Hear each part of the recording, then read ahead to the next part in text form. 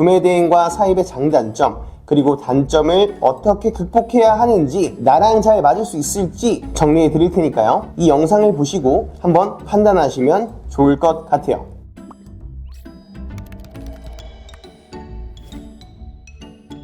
안녕하세요, 구대파드입니다. 여러분, 이 뉴스 보신 적 있나요? 코로나 이후에 지금까지 경기가 계속해서 회복이 됐다라는 말을 못 들어봤어요.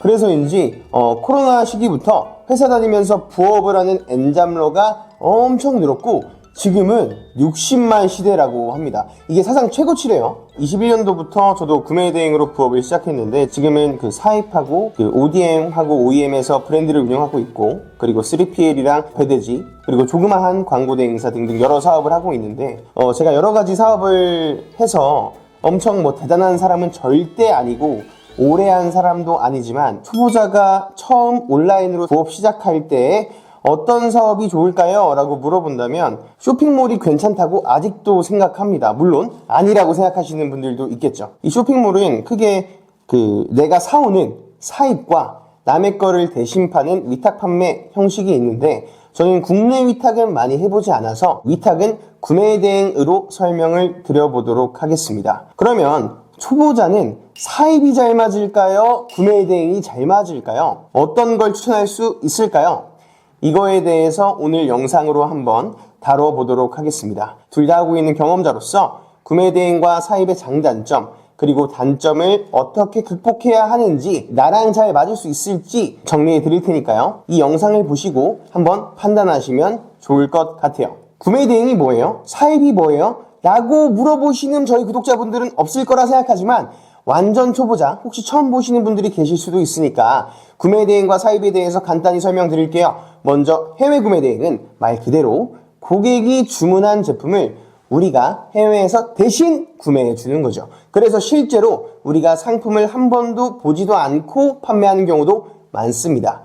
재고를 쌓아놓지도 않고 고객에게 주문이 들어오면 그때 해외 사이트에서 주문을 해서 배송시켜주는 판매 형태예요.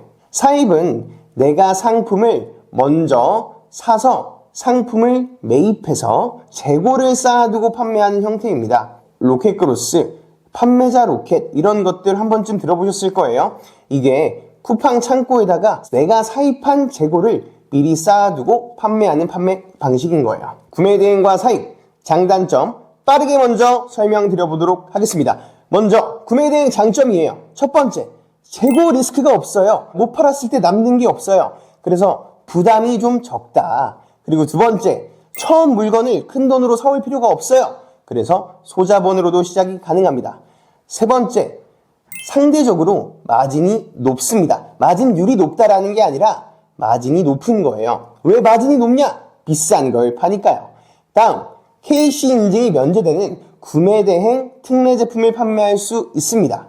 자, 이게 무슨 말이냐면요. 얼마 전에 직구 규제해서 직구 더 이상 막아요, 이런 얘기들 들어보셨죠? 그런 거와 약간 결이 비슷한데, 원래 대다수의 제품들은 우리나라에서 판매를 하려면 인증, 허가, 이런 나라의 승인을 받아야 돼요. 그런데 구매 대행하는 사람들은 나라에서 야, 너희들은 인증 없이 팔아라 라고 해주는 제품들이 있어요. 대표적으로 전자제품들이 그런 예가 되겠죠. 원래 전자제품은 사입을 해오는 사람들은요, 혹은 제조를 하는 사람들은 나라에 각종 인증을 받고 가지고 와야 되는데, 구매 대행을 하시는 분들은 그런 인증을 안 받고도 판매를 할 수가 있습니다. 그럼 구매 대행 단점이 뭘까요? 첫 번째, CS 대응이 어려울 수 있어요. 왜냐? 우리는 이 제품에 대한 문제를 발생했을 때 내가 이 제품을 완벽히 알고 판매하는 게 아니라서 해외에 있는 우리가 원래 주문했던 원 발주처에 물어봐야 되는데, 이 물건에 대해서 이야기를 할 때 소통이 다소 어려울 수 있어요. 물론 이거는 내가 그 제품을 잘 팔고 오래 팔게 되면 당연히 해소되는 문제긴 합니다. 다음 두 번째, 고객들의 개인 통관 고유 보호가 필요해요. 그래서 구매자들이 이 물건이 꼭 필요하지 않으면 쇼핑몰에서 구매할 때 개인 통관 고유 보호 넣어야 돼? 안 살래? 이럴 수도 있어요. 세 번째, 배송 기간이 굉장히 길다. 해외에서 한국으로 와야 되기 때문에 배송기간이 빠르면 1주, 2주에서 3주 정도 걸릴 수 있어요. 배송기간이 길어서 소비자들이 주문을 안 할 수도 있습니다. 물론 필요한 사람들은 모두 다 사겠죠. 해외 배송으로 교환과 환불이 까다롭습니다. 어려운 건 아니에요. 다만 이 절차가 굉장히 귀찮을 수 있어요. 그래서 내가 모두 다 반품으로 떠안을 수도 있습니다. 그리고 마지막, 구매 확정이 돼야 그 정산을 받을 수 있는데 주문이 들어오고 나서부터 고객이 받을 때까지 시간도 오래 걸리니 정산이 오래 걸릴 수 있습니다. 그럼 이번엔 사입 판매에 대해서 장단점을 알아보도록 하겠습니다. 사입 같은 경우에는 일단 구매 대행보다는 배송이 빠르죠. 로켓크로스로 판매하던, 스마트 스토어로 판매하던, 쿠팡 일반 판매로 판매하던 배송이 빨리 갈 수 있기 때문에 소비자들이 더 많은 구매를 해줄 수 있어요. 그리고 두 번째, 가격 경쟁력을 갖출 수 있습니다. 처음에 소량 판매할 때는 그렇게 큰 가격 경쟁력을 지킬 순 없지만 내가 대량으로 사온다면 그만큼 원가를 할인해서 가지고 올 수 있겠죠. 가격 경쟁력을 가질 수가 있습니다. 그리고 세 번째, 이 제품을 제가 들고 있기 때문에 어떤 거에 문제가 생겼을 때 대응이 굉장히 용이합니다. 구매 대행보다는 용이하다라고 볼 수 있겠죠. 제가 어느 정도 물건을 컨트롤하기가 쉽습니다. 중국은 연초에 춘절이라는 게 있습니다. 그런데 이 춘절 기간은 배송이 거의 안 된다고 보시면 돼요. 그런데 사입 같은 경우에는 우리가 미리 예측만 한다면 춘절을 대비해서 미리 수량을 가지고 와 있으니 정확한 재고 관리도 되면서 배송 지연 관리도 충분히 할 수 있겠죠. 하지만 사입 판매의 단점은 명확한 분석을 하지 않고 가지고 온 제품은 재고의 리스크가 있을 수 있어요. 제품이 그냥 잘 팔릴 줄 알고 가지고 왔는데 수요가 없어요. 그러면 못 팔겠죠. 혹은 너무 센 경쟁자가 있어요. 그럼 못 팔겠죠. 그래서 재고 리스크가 있겠죠. 그리고 두 번째, 초기 자본금이 비교적 구매 대행에 비해선 많이 들어갑니다. 세 번째, 내가 물건을 내 창고에 보관하거나 우리 집에 보관을 한다면 포장이나 택배 발송을 직접 해야 돼서 수고스러움이 있어요. 물론 이것은 3PL이라고 제3자 물류를 이용하는 업체를 이용하거나 혹은 로켓크로스에 입고를 시키면 이런 일들은 없겠지만 만약 혼자 한다면 이런 단점이 생길 수 있습니다. 그리고 마지막, 제일 커요. 초보자의 마진 실수. 마진을 잘못 계산하는 거예요. 그냥 원가만 가지고 계산하시는데 이게 원가만 넣는 게 아니고 원가도 넣어야 되죠. 중국에서 한국으로 오는 물류비도 넣어야 되죠. 한국에서 우리 창고나 내가 맡기고 있는 3PL 창고에 넣는 비용도 계산해야 되죠. 3PL에서 보관하는 비용이 얼마인지도 알아야 되고요. 3PL 창고에서 쿠팡으로 입고시킬 때 그 비용은 얼마인지, 그리고 수수료는 얼마인지 챙길 게 굉장히 많아요. 이거는 제가 나중에 다다음 영상쯤에 사입 로켓크로스 마진 설정에 대해서 따로 영상을 만들어 보도록 할게요. 아무튼 이런 장단점들이 생길 수 있습니다. 대부분의 요즘 그 온라인 쇼핑몰 부업에 관심을 가지시는 분들이 구매 대행과 사입 중에서 구매 대행으로 먼저 시작해서 매출이 어느 정도 나오면 사입으로 넘어가야겠다. 사입은 구매 대행의 다음 단계다. 라고 생각을 많이들 하세요. 실제로 저도 구매 대행을 시작으로 구매 대행에서 잘 팔리는 효자 상품을 인증받아서 사입으로 판매했고 그 제품이 잘 나가서 브랜드화까지 진행 중입니다.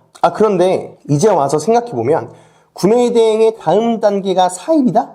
그건 전혀 아닌 것 같아요. 구매 대행은 구매 대행만의 장단점이 있고 사입은 사입만의 장단점이 있다라고 생각을 해요.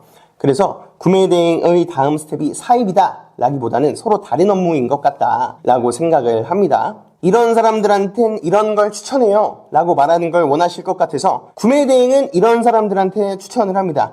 첫 번째, 나는 분석하고 확인하고 꼼꼼히 따져서 물건을 가지고 와서 팔 그 용기가 없어. 그리고 나는 자본금이 500만 원 이하야 하시는 분들은 구매 대행을 해보시는 걸 추천을 드립니다. 그리고 나는 엄청난 매출보단 현실적으로 50만 원, 100만 원이면 충분해 라고 하시는 분들은 구매 대행을 추천을 드려요. 그런데 만약 나는 명확히 분석해서 나는 이거 무조건 잘 팔릴 것 같아. 혹은 명확한 분석을 해서 조금씩이라도 가지고 와서 내 상품처럼 팔아보고 싶어. 그리고 내 자본금은 1000만 원 넘어 하시는 분들은 사입을 추천드립니다. 자, 그리고 이것도 한번 말씀드릴게요. 제가 생각하는 두 사업의 가장 치명적인 단점과 해결 방안을 설명드려 볼 테니 한번 여러분들이 결정해 보세요. 사실 사입의 가장 큰 단점은 재고 리스크죠. 한번 사면 안 팔리면 재고로 깔리게 되는데 한두 개가 아니라 100개, 200개씩 주변 사람들은 사온다던데 이거 안 팔리면 어떡해요? 이거 시즌성 제품이었는데 내년까지 재고로 가져가야 되면 어떡해요? 신제품이 나와서 내게 바로 구식 제품이 돼버리면 어떡해요? 근데 이렇게 재고가 남는 분들의 문제는 뭐냐면 데이터에 기반하지 않고 제조사나 도매업자가 원하는 수량대로 그냥 사버린다라는 거예요. 이만큼 사면 싸게 줄게 해서. 재고 리스크를 줄이기 위해서는 판매 데이터를 분석해야 되고요. 일주일에 얘가 몇 개가 팔릴지, 제품을 수입하는 데는 얼마나 시간이 걸릴지, 그래서 내 발 앞에 떨어질 때까진 얼마나 걸릴지, 마진이 얼마나 남을 수 있을지 이렇게 다 분석을 한다면 그런 재고 리스크에서는 완벽히 벗어날 수 있다고 생각합니다. 그렇다면 구매 대행의 가장 큰 단점은 뭘까요? 구매 대행은 사실 진입장벽이 매우 낮죠. 저자본이고 많은 노력을 들여야 되지 않다 보니까 많은 분들이 들어왔다가 나가시기도 합니다. 그 중국 구매 대행에서 한정해서 말씀드리면 잘 팔리는 카테고리가 어느 정도 정해져 있어요. 그래서 이 속에서 내가 여러 가지 마케팅 기법이나 혹은 남들과는 다른 차별점을 만들어서 팔지 않는 이상 겹치게 돼서 많은 판매를 못할 수도 있습니다. 그리고 또 구매 대행으로 잘 팔리는 상품을 누군가가 사입으로 가져와서 판매할 수도 있으니까요. 하지만 이것도 다 해결 방법이 있어요. 애초부터 사입하기가 까다로운, 경쟁하기가 까다로운, 그래서 구매 대행 업자들끼리만 싸우면 되는 그런 카테고리로 들어가면 돼요. 해외 구매 대행은 아까 말씀드린 것처럼 특례 제품이 있어요. 그래서 KC 인증이 면제되는 그런 전자제품을 가지고 오거나 아니면 덩어리가 큰 그리고 가격이 비싼 가구를 가지고 오거나 실제로 이런 제품들이 구매 대행으로 가장 잘 나가는 카테고리입니다. 사입업자들이 인증을 받거나 판매하기 애매한 제품으로 진입하시면 구매 대행으로도 오랫동안 잘 팔 수 있습니다. 모든 장단점을 쭉 훑어드렸는데요. 뭐가 더 어렵나요? 라고 물어보실 수도 있어요. 그런데 사실 구매 대행과 사입 뭐가 어렵다라고 말하기가 어려워요. 처음 배울 때는 구매 대행이 쉬워 보이지만 주문이 많아지면 그때그때마다 주문 처리해야 되는 수고스러움이 있는데 근데 사입 같은 경우에는 처음에 물건을 대량으로만 가지고 오면 그 다음 물건 파는 거는 사실 구매 대행보단 쉽거든요. 그래서 뭐가 더 어렵니를 사업의 난이도로 구분하기는 어렵습니다. 단정 지을 수가 없어요. 구매 대행으로 잘 팔리는 거, 사입으로 잘 팔리는 것들을 여러 개의 알맞는 소싱 방법을 적용해서 잘 팔리는 상품을 찾아가면 되는 겁니다. 그 방법 제가 앞으로 유튜브에 천천히 제대로 된 방법 풀어보도록 하겠습니다. 오늘도 시청해주셔서 감사하고 다음엔 진짜 정보로 돌아오도록 하겠습니다. 60만 보험러들 화이팅!